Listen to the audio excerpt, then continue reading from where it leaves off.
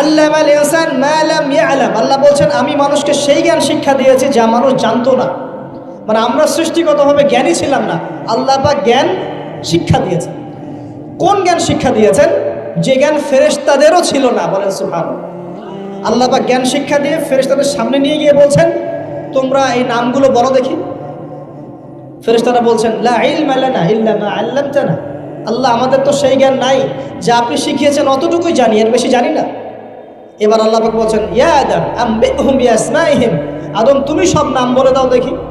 আদম আলাইহিস সালাম সমস্ত নাম ধর করে সব বলে দেন। আমাদের পিতা জ্ঞানী ছিলেন না? ছিলেন না। আল্লাহ পাক নিজে তাকে জ্ঞান শিক্ষা দিয়েছে।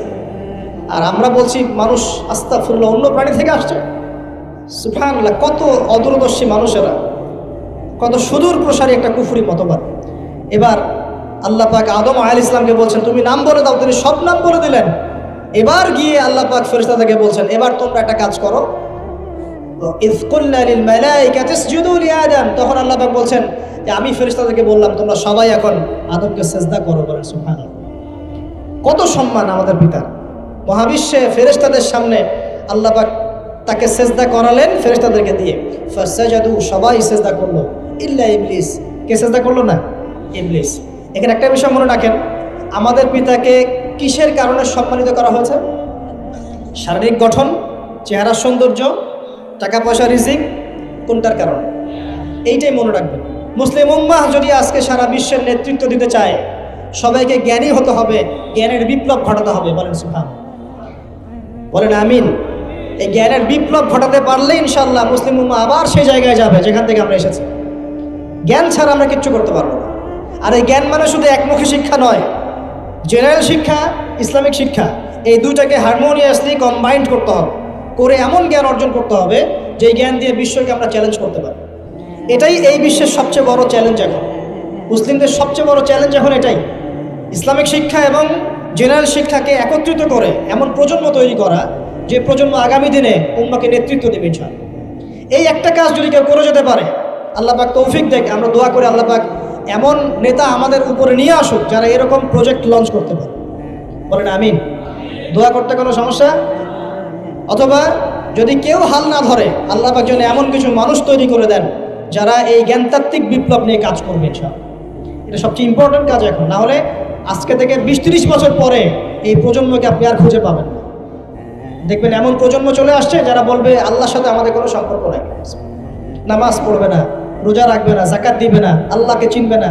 দেখে নিয়েন, আমরা দোয়া করি এমনটা না হোক, কিন্তু যদি আমরা হাল ছেড়ে দিই এখন এমনটাই হবে। এটা খিদিরের দৃষ্টিভঙ্গি দিয়ে আপনাদেরকে বললাম, জ্ঞানতাত্ত্বিক রেভলিউশন দরকার। যদি কেউ কোনো উদ্যোগ না গ্রহণ করে, অ্যাটলিস্ট বাসায় পারিবারিকভাবে হলেও আপনাকে শেখাতে হবে সন্তানকে, কোনো অপশন নাই। এবার ফাসাজাদু, সবাই সিজদা করেছে ইল্লা ইবলিস, ইবলিস করে নাই। কেন করছে না? ইবলিসের সমস্যাটা কি? ইবলিসকে আল্লাহ পাক জিজ্ঞাসা করছেন, আল্লাহ পাক জিজ্ঞাসা করছেন মা মানাআকা আল্লা তাসজুদা ইযা আমারতুক, আমি তোমাকে আদেশ করলাম আদমকে সিজদা করতে, কে তোমাকে নিষেধ করলো সিজদা করতে? ইবলিস বলছে, বেশি চালাক, বেশি বোঝে যারা, অতিরিক্ত বুদ্ধিজীবী। ইবলিস ছিল বেশি বুদ্ধিজীবী। ইবলিস ছিল কি? অতিরিক্ত মাত্রার বুদ্ধিজীবী। আছেন আমাদের সমাজে এরকম কিছু মানুষ, ও বলছে খালাকতানি মিন নার, আমাকে সৃষ্টি করেছেন আগুন দিয়ে, আগুন তো সুপিরিয়র মাটির চাইতে। ও খালাকতাহু মিন তিন, আর আপনি এই আদমকে সৃষ্টি করেছেন মাটি থেকে, কাদা মাটি দিয়ে, আমি কেন আদমকে সিজদা করতে চাই? যুক্তি, অতি যুক্তিবাদী, অতি বুদ্ধি। আল্লাহ পাক বলছেন ফাখরুজ মিনহা ফাইন্নাকা রাজিম, এখান থেকে বের হয়ে যাও, তুমি অভিশপ্ত। ফাইন্না আলাইকা লা'নাতা ইলা ইয়াউমিদ্দিন, আমার আদেশ লঙ্ঘন করার কারণে কিয়ামত পর্যন্ত তোমার উপর লানত, অভিশাপ বসবে। আল্লাহ পাক তাড়িয়ে দিলেন, একদম থ্রোন অ্যাওয়ে। আমরা বলি না আউযু বিল্লাহি মিনাশ শাইতানির রাজিম, রাজিম শব্দের মানে হচ্ছে বিতাড়িত, থ্রোন অ্যাওয়ে, কার্সড, যাকে অভিশাপ করা হয়েছে। এবার ভালো করে শোনেন প্রিয় ভাই, ইবলিসের এই স্টেটমেন্টগুলো শোনেন। এবার ইবলিস বলছে রব্বি আনজিরনি ইলা ইয়াউমি ইউবআসুন, এই স্টেটমেন্টটা ভালো করে শোনেন। ইবলিস বলছে রব্বি, হে আমার রব। ইবলিস বলছে রব্বি, হে আমার রব। ইবলিস বলছে রব্বি, হে আমার রব, আমাকে অবকাশ দিন, আনজিরনি, আমাকে অবকাশ দিন, ইলা ইয়াউমি ইউবআসুন, কিয়ামত দিবস পর্যন্ত। ইবলিস আল্লাহকে বিশ্বাস করে কি করে না? ইবলিস আস্তিক না নাস্তিক বলেন? ইবলিস বলছে রব্বি। রব্বি মানে কি? হে আমার রব। রব্বি মানে রব না, রব্বি মানে আমার রব। রব্বুন মানে রব, রব্বহু তার রব, রব্বহুম তাদের রব, রব্বুকা মানে তোমার রব, রব্বুকুম মানে তোমাদের রব, রব্বি মানে কি? আমার রব, রব্বুনা আমাদের রব। এটা গ্রামার, বুঝতে পারছেন? ইবলিস বলছে রব্বি মানে কি?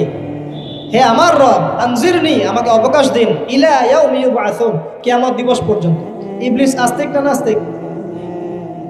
তাহলে এখন বলেন তো, আমরা যারা দুনিয়াতে আল্লাহকে অস্বীকার করছি তারা ইবলিসের চেয়ে বড় না ছোট?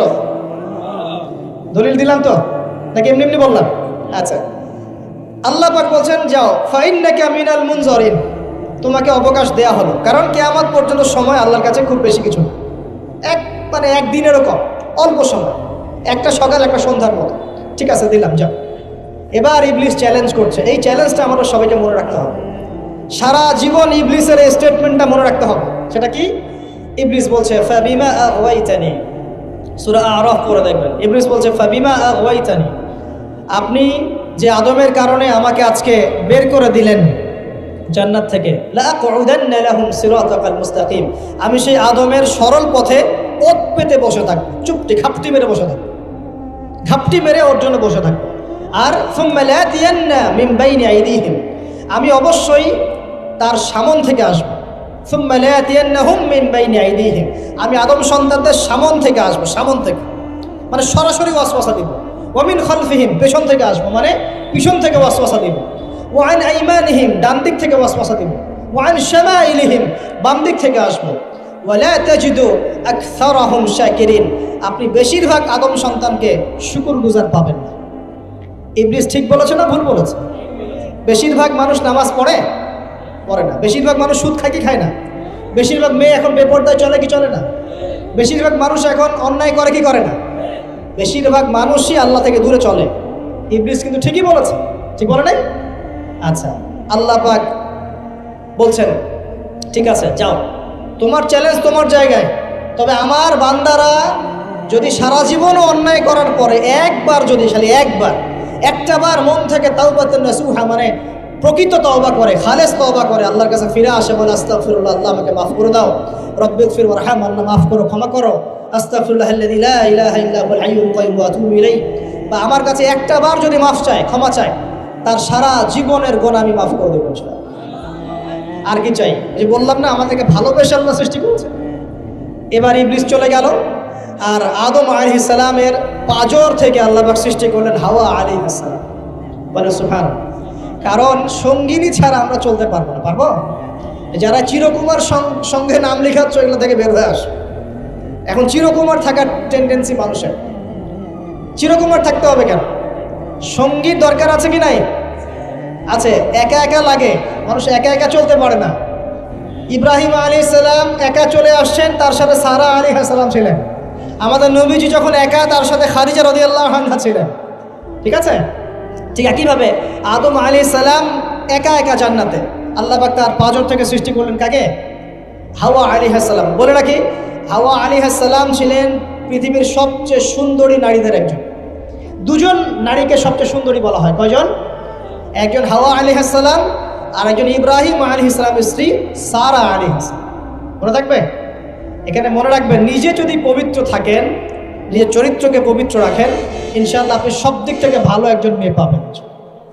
নিজের চরিত্র ঠিক থাকবে না, জেনা করবেন, 10 ঘাটের পানি খেয়ে আসবেন, দেখবেন যাকে বিয়ে করেছেন ও 15 ঘাটের পানি খেয়ে আসে। সতর্ক থাকবেন, আল্লাহ পাক হেফাজত করুন বলে আমিন। এবার তারা দুজন জান্নাতে থাকতে লাগলেন। আল্লাহ পাক বলছেন, একটু মনোযোগ দেন, আল্লাহ বলছেন যে তোমরা দুজন জান্নাতে থাকো। ফাকুলা মিনহা রাগাদান হাইসু শি'তুমা, জান্নাতে যা ইচ্ছা তোমরা খাও, কোনো সমস্যা নেই, থাকো, খাও। ওয়ালা তাকরাবা হাদিহি শাজারা, কিন্তু একটা আদেশ করছি তোমাদেরকে, এই যে গাছটা দেখছো, এই গাছের কাছেও যাবে না। শব্দগুলো বোঝার চেষ্টা করো। আল্লাহ পাক বলছেন না যে গাছের ফল খাবে না, আল্লাহ পাক বলছেন গাছের কাছেও যাবে না। ঠিক যেমন আল্লাহ বলছেন ওয়ালা তাকরাবু আমওয়ালাল ইয়াতীম, এতিমের মালের কাছেও যাবে না। আল্লাহ বলছেন না এতিমের মাল খেও না। আল্লাহ বলছেন ওয়ালা তাকরাবু জিনা, জেনার কাছেও যেও না। আল্লাহ কিন্তু বলছেন না জেনা করো না। ঠিক একই ভাষায় আল্লাহ পাক বলছেন ওয়ালা তাকরাবা হাযিহি শাজারা, তোমরা দুজন এই গাছের কাছেও যাবে না। That's all. আর কোনো সমস্যা নাই, জান্নাতে থাকো। এবার তারা জান্নাতে থাকতে লাগলেন। থাকতে থাকতে এক পর্যায়ে ইবলিস ওয়াসওয়াসা দেওয়া শুরু করলো। কি ওয়াসওয়াসা দিল যে আমাদের পিতা মাতা সেখানে চলে গেলেন? ভাবার বিষয় তো নাকি? কি এমন বললো ইবলিস যে তা আমাদের পিতা মাতা রিসিভড হয়ে গেলেন? এই কথাটা আছে সূরা তাহা। কোন সূরা?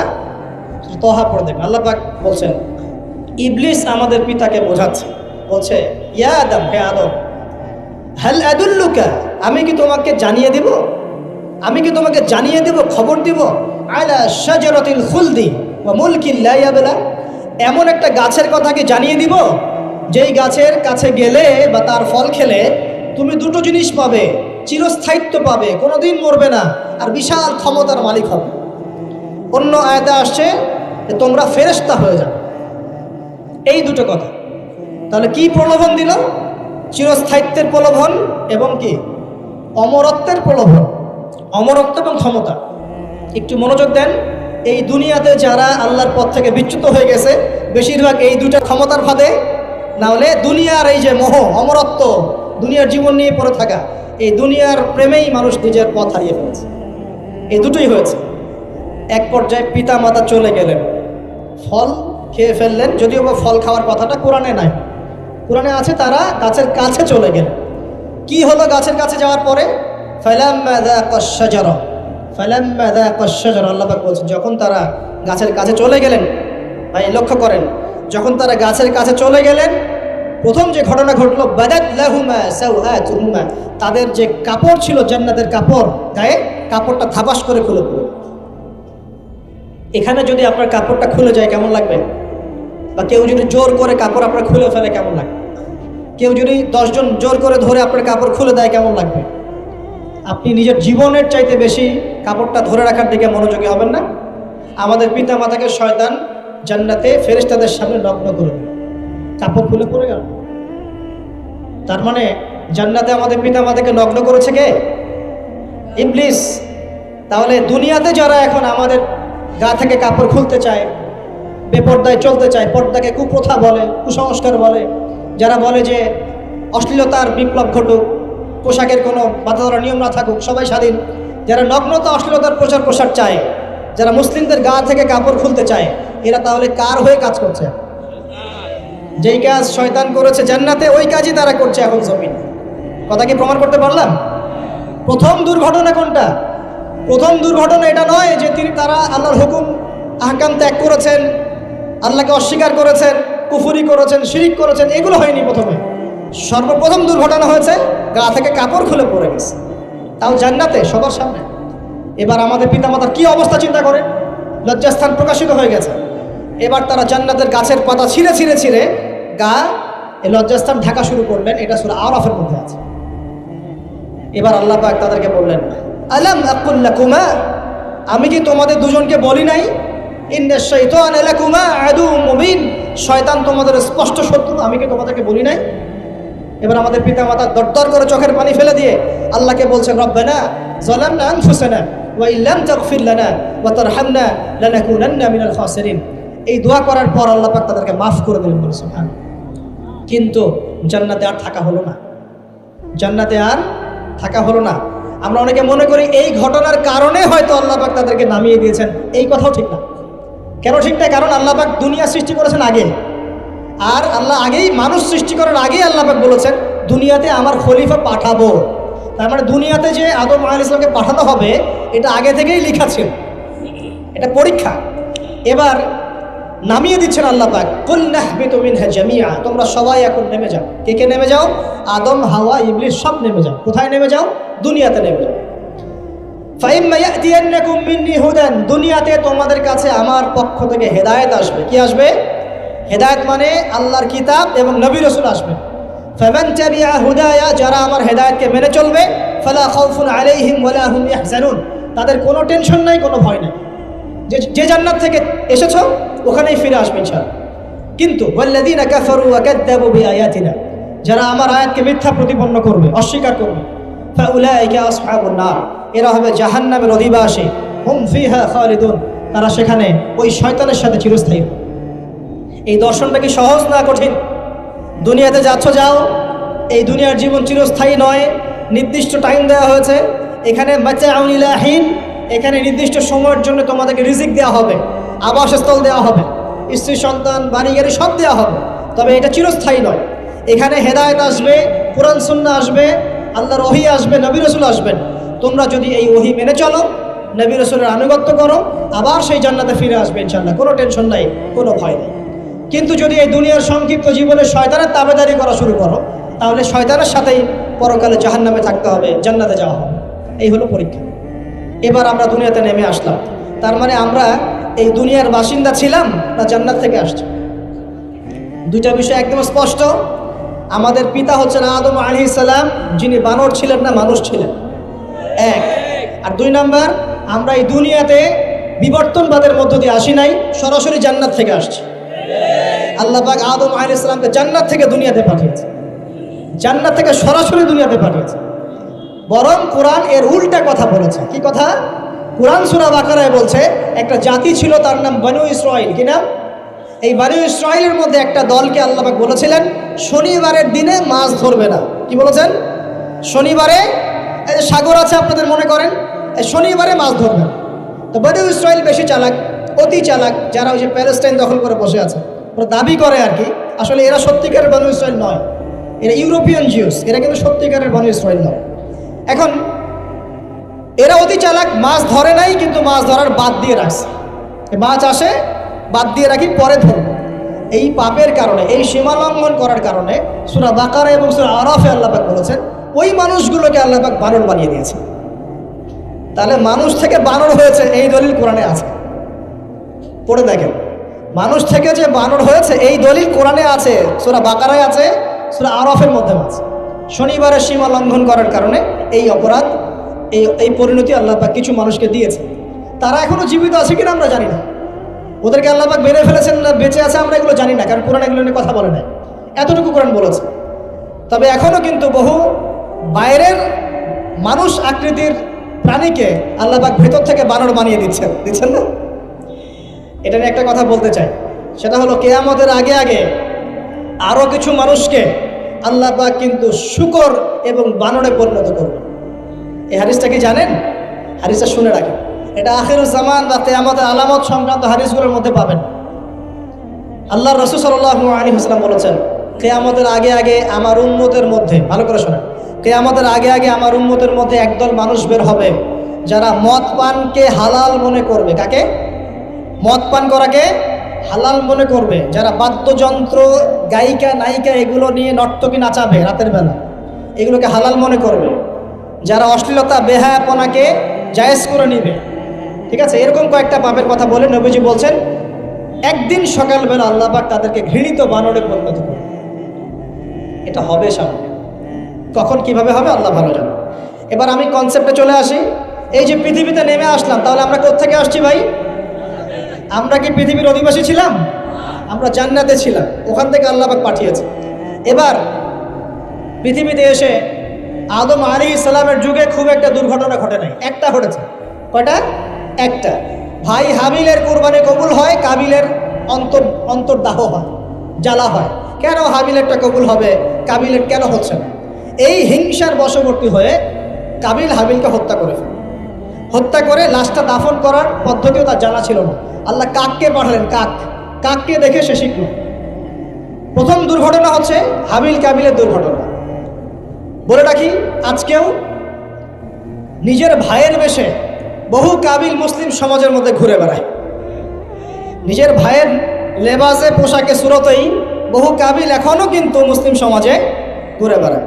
তো আমরা কাবিলদেরকে কাবিলের পরিণতি সম্পর্কে সচেতন করতে চাই।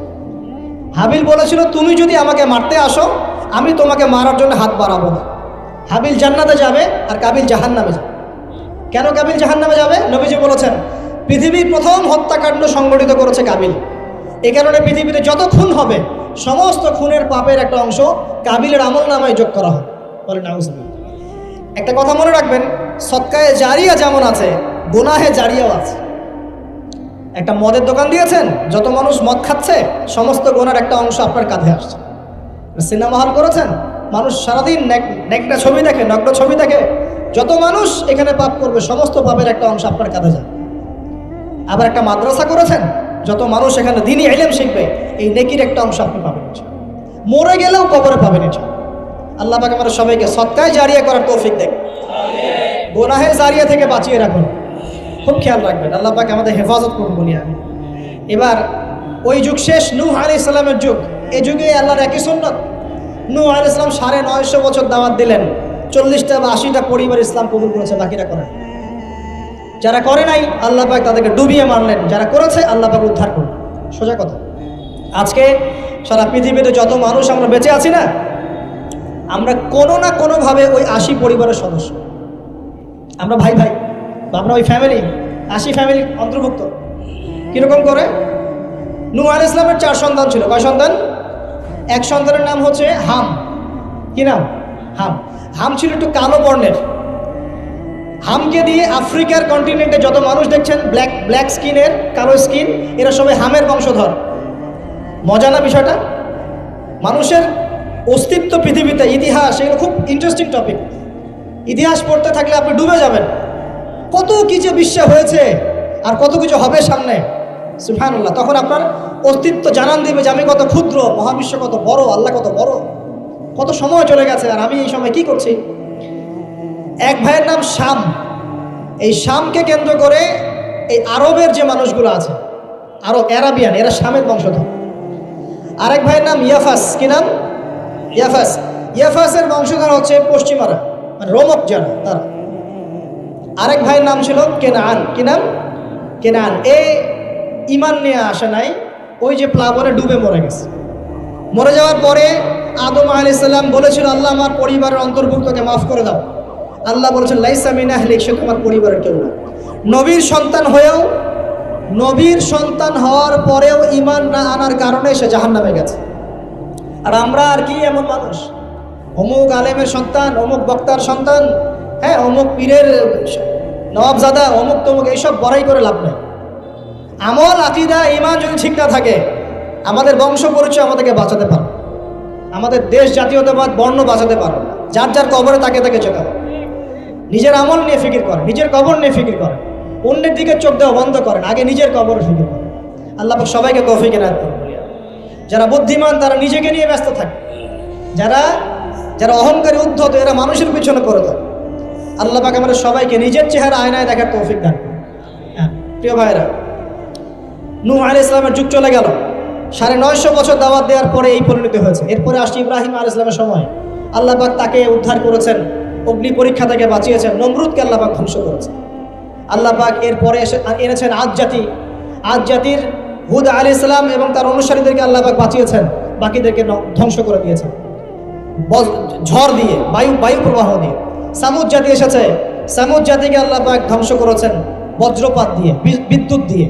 আর সালেহ আলাইহিস সালাম এবং তার অনুসারীদেরকে বাঁচিয়ে দিয়েছেন। ফেরাউনের যুগ এসেছে, আল্লাহ পাক মূসা আলাইহিস সালাম এবং বনু ইসরাঈলকে বাঁচিয়েছেন, ফেরাউনকে ডুবিয়ে মেরেছেন লোহিত সাগরে। ঈসা আলাইহিস সালামের যুগ আসছে, একই সুন্নাত। ঈসা আলাইহিস সালামকে আল্লাহ পাক শুধু রক্ষাই করেন নাই, নিজের কাছে উঠিয়ে নিয়েছেন। সুবহানাল্লাহ। তিনি আবারও আসবেন পৃথিবীতে ইনশাআল্লাহ। যতদিন না তিনি আসছেন এবং এই পৃথিবীতে 40 বছর রাজত্ব না করছেন, কিয়ামত হবে না ইনশাআল্লাহ। যতদিন পর্যন্ত ঈসা আলাইহিস সালাম আবার ব্যাক না করছেন এবং এই জেরুজালেম থেকে সারা বিশ্বে খিলাফা কায়েম না করছেন, 40 বছর শাসন না চালাচ্ছেন, কিয়ামতও হবে না ইনশাআল্লাহ। এটা সামনে অপেক্ষা করছে। এবং নবী সাল্লাল্লাহু আলাইহি ওয়াসাল্লামের যুগে আবু জাহেল, আবু লাহাব বা সাহেবাদেরকে আল্লাহ পাক ধ্বংস করেছেন, আল্লাহর নবী এবং সাহাবীদেরকে আল্লাহ পাক সম্মানিত করেছেন। আপনি কি পুরো হিস্ট্রির মধ্যে একটা সুন্নত দেখতে পাচ্ছেন, কমন সুন্নত? কি সুন্নত? প্রত্যেক যুগে যুগে যারাই আল্লাহর ওই যে বিধান মেনে চলেছে, সমকালীন নবী রাসূলদের আনুগত্য করেছে, আল্লাহ পাকের আনুগত্য করেছে, আল্লাহ পাক তাদেরকে উদ্ধার করেছেন দুনিয়াতেও পরকালে। প্রত্যেক যুগে যুগে যারাই আল্লাহকে মানে নাই, রাসূলকে মানে নাই, আল্লাহর আসমানি কিতাবকে মানে নাই, বিরুদ্ধাচরণ করেছে, কুফরি করেছে, শিরিক করেছে, আল্লাহ পাক সবাইকে ধ্বংস করে দিয়েছেন, কারো কোনো পরোয়া করে না। এই সিলসিলা আজও অব্যাহত আছে, আগামীতেও থাকবে ইনশাআল্লাহ। এখন আমরা যারা এখন বেঁচে আছি, আমরা নবী সাল্লাল্লাহু আলাইহি ওয়াসাল্লামের ইন্তেকালের প্রায় 1450 বছর পরের মানুষ। আল্লাহর নবী এসেছেন এমন সমাজে যে সমাজে শিরকের পাপ চলছে, সুদের পাপ চলছে, দুর্নীতি চলছে, আপনার কন্যা সন্তানকে জীবিত হত্যা করা হচ্ছে, আপনার মাদকদ্রব্যের সয়লাভ চলছে, মেয়েদের অধিকার দেওয়া হচ্ছে না, হ্যাঁ, গোত্রীয় হানাহানি চলছে। ওই সমাজটাকে তিনি 23 বছরের মধ্যে পাল্টে ফেললেন। কত বছর? 23 বছর। কিভাবে পাল্টালেন? উত্তর, তিনি প্রথমে জ্ঞানের চর্চা করেছেন। কিসের চর্চা? জ্ঞানের। আল্লাহ পাক প্রথম ওহী নাযিল করেছেন, ইকরা বিসমি রাব্বিকাল্লাযী খালাক, পড়ুন আপনার রবের নামে যিনি আপনাকে সৃষ্টি করেছেন। নবী সাল্লাল্লাহু আলাইহি ওয়াসাল্লাম সাহাবীগণ কোরআনের 6টা হক আদায় করেছেন। কয়টা হক? 6টা। তারা কোরআন পড়া শিখেছেন। আমরা সবাই কোরআন পড়া শিখবো তো ইনশাআল্লাহ? তারা কোরআনের অর্থ শিখেছেন। আমরা কোরআনের অর্থ শিখবো তো ইনশাআল্লাহ? তারা কোরআনের আদেশগুলো মেনেছেন। আমরা কোরআনের সব আদেশ মানব তো ইনশাআল্লাহ? তারা কোরআনের সমস্ত নিষেধগুলো বর্জন করেছে। আমরা নিষেধ বর্জন করবো তো ইনশাআল্লাহ? তারা কোরআনের দাওয়াত মানুষের কাছে পৌঁছে দিয়েছেন। আমরা কোরআনের দাওয়াত দিব তো ইনশাআল্লাহ? এবং 6 নাম্বার, তারা কোরআনের বিধানগুলোকে বাস্তবায়ন করেছে। আমরাও বাস্তবায়নের চেষ্টা করবো তো ইনশাআল্লাহ? এই 6টা হক আদায়ের ফলে 23 বছরের ব্যবধানে জাহেলি মক্কা একদম সোনালী মক্কায় পরিণত হয়েছে। 23 বছর পরের মক্কায় আপনি কোনো সুদ পাবেন, কোনো শিরক পাবেন, কোনো মূর্তি পূজা পাবেন, কোনো মেয়ের অপমাননা পাবেন, কোনো জেনা, কোনো ব্যভিচার, কোনো ধর্ষণ, কিচ্ছু পাবেন? 23 বছর পরের মক্কায় কোনো পাপ পাবেন না। কীভাবে সমাজ পরিবর্তন হলো? এই কোরআনের হক আদায়ের মধ্য দিয়ে হয়েছে, নবীর সুন্নাত প্রতিষ্ঠার মধ্য দিয়ে হয়েছে। এরপর কি থেমে গিয়েছিল? উত্তর, না। এরপর আবু বকর সিদ্দিকের যুগ এসেছে। প্রায় 2 থেকে আড়াই বছর তিনি শাসন কার্য চালিয়েছেন। ওই যুগে কি মানুষ আবার খারাপ হয়ে গিয়েছিল? উত্তর, না। বরং ইসলাম আরও বেগবান হয়েছে, আলহামদুলিল্লাহ। এরপর এসেছে ওমর রাদিয়াল্লাহু আনহুর যুগ। কত বছর? প্রায় 10 বছর। কত বছর? 10 বছর। এই 10 বছরে কি মুসলিমরা আবার খারাপ হয়ে গিয়েছিল? ওমর রাদিয়াল্লাহু আনহুর কোর্টের মধ্যে কি প্রতিদিন কেস আসতো? সারা বছরে একটা কেসও আসতো না। মানুষ এত ভালো ছিল, সারা বছরে একটা কেসও আসতো। বরং যারা রাষ্ট্রীয় পর্যায়ে দায়িত্বশীল ছিল তারা এসে বলতো যে আমাদের ভাতাগুলো বন্ধ করে দেন, বসে বসে বেতন নিব কেন, কোনো তো কেসই আসে না, বসে থাকবো কেন। এরকম সমাজ ছিল। একজন ব্যক্তি খুঁজে পাওয়া যেত না যে নামাজ পড়ে না, একজন মুসলিম পাওয়া যেত না যে যাকাত দেয় না সামর্থ্য থাকলে, এমন মুসলিম খুঁজে পাওয়া যেত না যে কোরআন পড়তে জানে না, হাদিসের চর্চা করে না, যে দাওয়াতি কাজ করে না, যে আল্লাহর পথে দাওয়াত এবং জিহাদে আত্মনিয়োগ করে না, এমন মুসলিমই খুঁজে পাওয়া যেত। এরপরে আসলো উসমান রাদিয়াল্লাহু আনহুর যুগ। ওই যুগে ফিতনা শেষের দিকে সৃষ্টি হওয়া শুরু।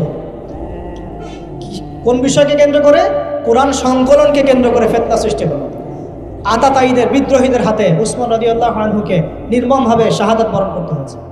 তিনি প্রায় 12 বছর শাসন কার্য চালিয়েছেন। ইসলাম আরও এগিয়ে গেছে। এরপর এসেছে আলী রাদিয়াল্লাহু আনহুর যুগ। আলী রাদিয়াল্লাহু আনহুর খেলাফতে ওই উসমান রাদিয়াল্লাহু আনহুর ঘটনাকে কেন্দ্র করে, হত্যাকাণ্ডকে কেন্দ্র করে মুয়াবিয়া রাদিয়াল্লাহু আনহু এবং আলী রাদিয়াল্লাহু আনহুর মাঝখানে একটা ব্যাটল, একটা যুদ্ধ হয়ে গেছে। এর নাম হলো সিফফিনের যুদ্ধ। কিসের যুদ্ধ? সিফফিন। যাই হোক, এক পর্যায়ে আলী রাদিয়াল্লাহু আনহুকে এরকম বিদ্রোহীদের হাতে, খারেজিদের হাতে শহীদ হতে হয়। বলেন ইন্না লিল্লাহি ওয়া ইন্না ইলাইহি রাজিউন। তারপরে হাসান রাদিয়াল্লাহু আনহু অল্প কয়েকদিন শাসন কার্য চালান। তারপর উম্মার ঐক্যের খাতিরে তিনি তার শাসন কার্যের ভারটাকে মুয়াবিয়া রাদিয়াল্লাহু আনহুর হাতে সুপর্দ করে দেন, যা ছেড়ে দিলেন। মুয়াবিয়া রাদিয়াল্লাহু আনহুর সময় থেকে উমাইয়াদের শাসন শুরু হয়।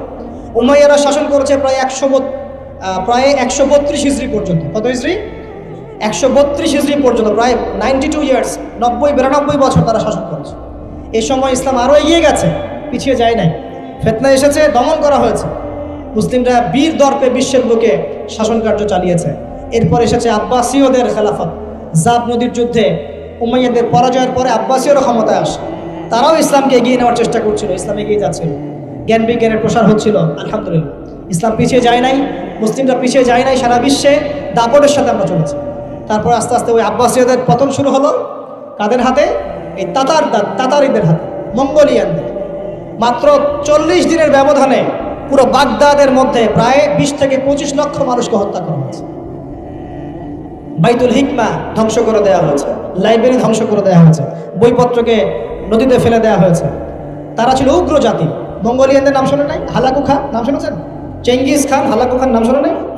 ওদের হাতে মুসলিমদের ব্যাপক দমন পীড়ন সহ্য করতে হয়েছে। এভাবে যুগে যুগে তারপর ক্রুসেডাররা আসছে। ক্রুসেড 1টা 2টা 3টা ক্রুসেড হচ্ছে। আস্তে আস্তে উসমানীয়দের রাইজিং হয়েছে, ফাতেমি খেলাফত এসেছে, মামলুকদের শাসন এসেছে, এদিকে মোগলরা শাসন করেছে, কর্ডোবার দিকে আব্দুর রহমান তারা শাসন করেছে। মানে এক কথায় সারা বিশ্বে মুসলিম শাসন ছিল। অটোমান এম্পায়ার 1923 এই সময়ের দিকে 1914 থেকে 1923 এই সময় পর্যন্ত অটোমান এম্পায়ার এই বিশ্বে ছিল। তারপর প্রথম বিশ্বযুদ্ধে যখন তারা রাশিয়ার পক্ষ নেয়, এরপরে ব্রিটেন যখন জয়লাভ করে, এই সময় থেকে মুসলিমদের ডমিনেটেড হওয়ার সময়টা শুরু হয়েছে। তারপরে মুসলিমরা আস্তে আস্তে রাষ্ট্র ভাগ করে ফেলেছে, প্রত্যেক রাষ্ট্র টুকরা টুকরা হয়ে গেছে, ইউনিটি নষ্ট হয়ে গেছে, রাষ্ট্রের ভিতরে বিভিন্ন ফাসাদ তৈরি করে দেওয়া হয়েছে, মুসলিমদের ঐক্য ভেঙে গেছে, ইকোনমি দুর্বল হচ্ছে, সব মিলিয়ে আজকে মুসলিমদের আজকে এই অবস্থা হচ্ছে। আমাদের এখন যুবকরা চিনে না আল্লাহকে, নামাজ পড়তে মানুষ খুঁজে পাওয়া যাচ্ছে না, যাকাত দেওয়ার মানুষ পাওয়া যায় না, রমজান মাসে পার্ট টাইম রোজা রাখে, পার্ট টাইম তারাবি পড়ে, পার্ট টাইম জুমায় আসে, পার্ট টাইম ঈদে নামাজ পড়ে। প্রজন্ম আস্তে আস্তে এই জায়গায় চলে আসছে, আল্লাহকে চিনে না, রাসূলকে চিনে না, ইসলামের হিস্ট্রি জানে না, আমাদের শেকড় জানে না। এমনি এমনি হয়নি, লাস্ট 100 বছরে এই জায়গায় আমরা আসছি। লাস্ট 100 বছরের হিস্ট্রি ভালো করে পড়ে দেখবেন, বলার সময় নাই এখানে। লাস্ট 100 বছরের হিস্ট্রি পড়ে দেখবেন, যে জায়গায় আমরা ছিলাম সেখান থেকে একদম তলানিতে নেমে চলে আসছি। এখন প্রশ্ন হচ্ছে, এই অবস্থায় কি চিরস্থায়ী থাকবো, নাকি এখান থেকে আমরা সামনে যাব? সামনে যে এমনি এমনি যাওয়া হবে না এটা নিশ্চিত। সামনে যাওয়ার জন্য কিছু কাজ এবং ক্রাইটেরিয়া মেনটেন করতে হবে। আমরা জানি এরপরে আসবে ইমামুল মাহদির শাসন, তারপরে আসবে নবী ঈসা আলাইহিস সালামের শাসন, তারপরে দাজ্জালকে মেরে ফেলা হবে। আর দাজ্জালকে মেরে ফেলার আগে দাজ্জাল তার অনুসারীদেরকে নিয়ে বিশ্ব শাসন করবে 40 বছর। 40 বছর না, 40 দিন। 40 দিন। প্রথম দিন হবে 1 বছরের সমান, দ্বিতীয় দিন হচ্ছে 1 মাস, তৃতীয় দিন 1 সপ্তাহের সমান। তারপরে দিনগুলো আমাদের দিনের মতোই। এরপরে ঈসা আলাইহিস সালামের আগমনের মধ্য দিয়ে তার ধ্বংস হবে। এরপর ইয়াজুজ আর মাজুজ বের হবে। ইয়াজুজ আর মাজুজ খুব হিংস্র হবে, তাদেরকে হত্যা করার ক্ষমতা মুসলিমদের থাকবে না। মুসলিমরা তুর পাহাড়ে আশ্রয় নেবে, আল্লাহ পাকের গজবে তাদের ঘাড়ের মধ্যে একটা ভাইরাস জন্ম নেবে, এতে তারা মারা যাবে। বড় বড় নখরওয়ালা প্রাণী আল্লাহ পাঠাবেন, পাখি, এরা এসে এদেরকে উঠিয়ে উঠিয়ে কোনো জায়গায় ফেলে দিবে, মহাবিশ্বের কোনো এক জায়গায় এনে ফেলে দেবে। তারপর আল্লাহ পাক বৃষ্টি বর্ষণ করবেন, প্রচুর বৃষ্টি বর্ষিত হবে এবং বিশ্বের এই জমিনটা উর্বর হবে। তখন একটা ডালিম দেখেছেন, একটা ডালিম একটা পরিবার খাবে, একটা ডালিমের খোসার মধ্যে একটা পরিবার আশ্রয় নিতে পারবে, এত বড় বড় ফসল হবে। 40 বছর ঈসা আলাইহিস সালাম এই বিশ্বকে শাসন করবে, ন্যায়ের ভিত্তিতে, আদালতের ভিত্তিতে। ঘাটে মহিষে 1 ঘাটে পানি খাবে, বাঘে মহিষে 1 ঘাটে পানি খাবে, কেউ কারো উপর জুলুম করবে না। এরপর তার বিয়ে শাদী হবে, সন্তান হবে এবং তার ইন্তেকালও হবে স্বাভাবিকভাবে, এবং তাকে দাফন করা হবে নবী মুহাম্মদ সাল্লাল্লাহু আলাইহি ওয়াসাল্লামের কবরের পাশে, রওজার পাশে। এরপরে মানুষ আবার খারাপ হওয়া শুরু করবে, এতটা খারাপ হবে যে মানুষ রাস্তার মোড়ে মোড়ে জেনা ব্যভিচারে লিপ্ত হবে না, কুকুর শেয়ালের মতো। এই অবস্থায় পশ্চিম দিক থেকে সূর্য উঠবে এবং ব্যবসায়ী ব্যবসা করতে বসেছে, কাপড় খুলেছে, এই কাপড় গুটিয়ে নেওয়ার আগে কিয়ামত হয়ে যাবে। একজন ব্যক্তি পানির বোতল খুলেছে, পানি মুখে দেওয়ার আগেই কিয়ামত হয়ে যাবে। একজন ব্যক্তি বাসা থেকে বের হয়েছে, বাসায় ফেরত যাওয়ার আগে কিয়ামত হয়ে যাবে। উটকে পানি পান করানোর আগে কিয়ামত হয়ে যাবে। ওই সময় তওবার দরজা বন্ধ হয়ে যাবে। এই ইসরাফিল আলাইহিস সালাম সিংহায় ফুঁক দিয়ে দিবেন, মহাবিশ্ব ধ্বংস হয়ে যাবে। আল্লাহ পাক দ্বিতীয় ফুৎকারের মধ্য দিয়ে আবার সবাইকে উঠাবেন এবং এই দুনিয়ার জীবনে আমরা যে কাজগুলো করেছি এর হিসাব আমাদেরকে দিতে হবে। সেদিন যদি আমরা আল্লাহর কাছে প্রত্যেকটা কাজের হিসাব দিতে পারি, কোরআন সুন্নাহর উপর থাকতে পারি, আল্লাহর বিধিবিধান মেনে চলতে পারি, এই কারাগারের জীবনে আল্লাহর বিধান মেনে চলতে পারি, ইনশাআল্লাহ যেই জান্নাত থেকে আসছি আবার সেখানে ফিরে যাবো। আর যদি ওই দিন আমরা হিসাব দিতে ব্যর্থ হই, আল্লাহ না করুক, তাহলে ওই ইবলিসের সাথে, তার অনুসারীদের সাথে আমাদের সবাইকে জাহান্নামে থাকতে হবে বলে নামাজ। এভাবে হিস্ট্রি শুরু হয়েছে, হিস্ট্রি শেষ হবে। এই দুনিয়া চিরস্থায়ী হবে না, আর আমাদের অবস্থা এমন থাকবে না। এখন শেষ কথা হচ্ছে, এই অবস্থা থেকে উত্তরণের জন্য আমাদের কি করণীয় হচ্ছে? উত্তর, আমাদের প্রথম দরকার জ্ঞান চর্চা। কি দরকার ভাই? জ্ঞান চর্চা, প্রচুর জ্ঞান চর্চার প্রয়োজন। জ্ঞান নাই কিছুই করতে পারবে। দ্বিতীয় কাজ হলো আমাদের সবার দরকার জানা অনুযায়ী আমল করা। জানা অনুযায়ী আমল করা, যে যত বেশি জানি আমল করার চেষ্টা করি, আল্লাহ পাক তৌফিক দান। এরপর দরকার আদর্শ পরিবার গড়ে তোলা। পারিবারিক আদর্শ সুন্দর হলে পরে সমাজটা সুন্দর হবে ইনশাআল্লাহ। আল্লাহ পাক আমাদের সবাইকে আদর্শ পরিবার গড়ার তৌফিক দান। দিনদার মেয়েকে বিয়ে করবেন, দিনদার ছেলেকে বিয়ে করবেন, অল্পে তুষ্ট থাকবেন, পরিবারের বিষয়ে সবর করবেন এবং সন্ততিদেরকে মানুষ করে যাওয়ার চেষ্টা করবেন। এরপর দরকার আমাদের হালাল রিজিক। সবাই যদি হালাল রিজিকে সন্তুষ্ট থাকি, সমাজের মধ্য থেকে অন্যায় এমনি অটোমেটিক কমে যাবে ইনশাআল্লাহ। প্রত্যেকটা কাজ করার আগে চিন্তা করব কিভাবে করলে হালাল হবে, কিভাবে করলে হারাম হবে। এরপর দরকার নবী সাল্লাল্লাহু আলাইহি ওয়াসাল্লামের সুন্নাহ মাফিক জীবন গড়া। 24 ঘন্টার দিন রাতে যে কাজগুলো আছে এই কাজগুলোকে নবীর সুন্নাত অনুযায়ী করার চেষ্টা করব। আল্লাহ পাক তৌফিক দান করুন। আরও দরকার আমর বিল মারুফের কাজ করা, মানে সৎ কাজে আদেশ করা। আমাদের সবাইকেই দাওয়াতি কাজ করতে হবে। একজন দুজন করবে বাকিরা করবে না এমন নয়, সবাইকেই পার্ট টাইম হলেও দাওয়াতি কাজ করতে হবে। নামাজ আপনি পড়ছেন, নামাজের দাওয়াত দেন। আপনি যাকাত দিচ্ছেন, যাকাতের দাওয়াত দেন। আপনি রমজান মাসে রোজা রাখছেন, অন্য ভাইকেও রোজা রাখতে উৎসাহিত করেন। আপনি সুদ খাচ্ছেন না, অন্য ভাইকেও নিষেধ করেন, ভাই আপনিও খায় না। আমি যা করি সেটা আপনি অবশ্যই প্রচার করবেন, আপনি যা করেন সেটা আপনি প্রচার করবেন, যা করেন না সেটা বলতে যাওয়ার দরকার নেই। তবে হ্যাঁ, আমলের কথা আপনি বলতেই পারেন। যদি আপনি তাহাজ্জুদ নিয়মিত পড়তে নাও পারেন, মানুষকে আপনি বলতে পারবেন তাহাজ্জুদের নামাজ পড়েন, তাহাজ্জুদ নামাজ পড়া ভালো। ইনশাআল্লাহ আস্তে আস্তে আপনি নিজেও আমল করার চেষ্টা করবেন। আল্লাহ পাক তৌফিক দান। আমর বিল মারুফ, সৎ কাজে আদেশ করতে হবে। আরেকটা হচ্ছে অসৎ কাজে নিষেধ করতে হবে। সৎ কাজে শুধু আদেশ করলেই হয় না, অসৎ কাজেও কি করতে হয়? নিষেধ করতে হয়। মনে রাখবেন, শুধু সৎ কাজে আদেশ করলেই জীবনেও কোনোদিন আপনার উপর কোনো বালা মুসিবত, বিপদ আপদ, গালি তহমত আসবে না। যখন আপনি সৎ কাজে আদেশের সাথে সাথে অসৎ কাজেও নিষেধ করা শুরু করবেন, তখন চতুর্দিক থেকে আপনার উপরে বাধা আসা শুরু হবে। এটাই সুন্নাত। তবে এটা নবীর সুন্নাত। আল্লাহ পাক বলছেন, কুনতুম খায়রা উম্মাহ উখরিজাত লিন-নাস তা'মুরুনা বিল মা'রুফ ওয়া তানহাউনা আনিল মুনকার ওয়া তু'মিনুনা বিল্লাহ। আর আমাদের দায়িত্ব হচ্ছে পরবর্তী প্রজন্মকে মানুষ করে যাওয়া, নিজেদের জান মাল সময় শ্রম দিয়ে আল্লাহর জমিনে আল্লাহর দিনটাকে প্রচার করা, প্রসার করা, প্রতিষ্ঠার চেষ্টা করা, এবং চরমপন্থী না হওয়া, আবার গোলালু মার্কা শৈথিলতাবাদীও না হওয়া, মধ্যমপন্থী থাকা, নিজের দায়িত্ব পালন করা, অন্যকে দিনের দিকে ডাকা। আমাদের ঊর্ধ্বতন কর্তৃপক্ষ যারা থাকবে সবার সামনে ইসলামটাকে যুগোপযোগীভাবে সত্য মিথ্যাকে স্পষ্ট করে দিয়ে উপস্থাপন করে। তারা যদি কবুল করে আলহামদুলিল্লাহ, যদি নাও করে তাদের দায়িত্ব তাদের, আমাদের দায়িত্ব আমাদের। That's all. আল্লাহ রাব্বুল আলামিন আমাদের সবাইকে কোরআন সুন্নাহ মাফিক জীবন করার তৌফিক দান করুন, বলি আমিন।